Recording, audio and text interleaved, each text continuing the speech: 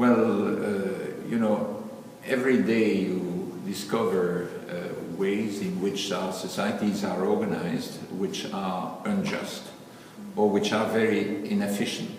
And one important dimension of our societies is, of course, the way in which the distribution of income is organized in our societies.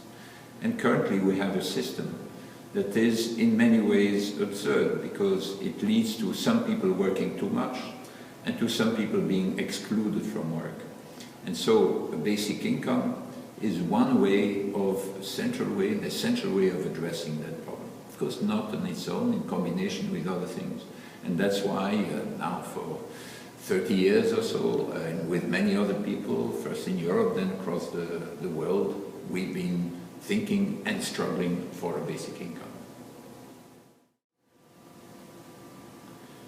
Well, for young people, basic income would make a big difference. First of all, a basic income, because it's not restricted to the people who work or to the people who are involuntarily unemployed. A basic income would also be given to students. So it would be a way of supporting young people's and also older people's studies. That's one important thing.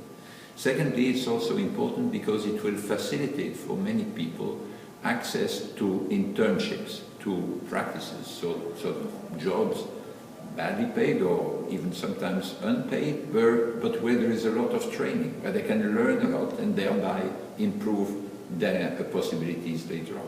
Now in many countries, these internships, because they are unpaid or poorly paid, they are only accessible to the people whose parents are willing to pay for them. So this will be a way of democratizing, generalizing access to internships. And also more generally for young people, like for older people, it would reduce the precariousness of their situation, because it would give them a floor of income which is secure, on which they can count, on which they can build their lives, and therefore sort of have a wider choice and a more flexible life in terms of the time they allocate to work, to employment, to training, education, and then to voluntary work in also voluntary activities in all forms, in particular in the home, looking after their children. Yes, well, there is one thing I would say is, well, try to understand your present situation. Don't despair at the present situation. Think about alternatives to the present situation. Be utopian in a sense, by thinking about ways of organizing your society which is different from today, in all respects, from town planning to the welfare state, to social policy, to the organization of firms.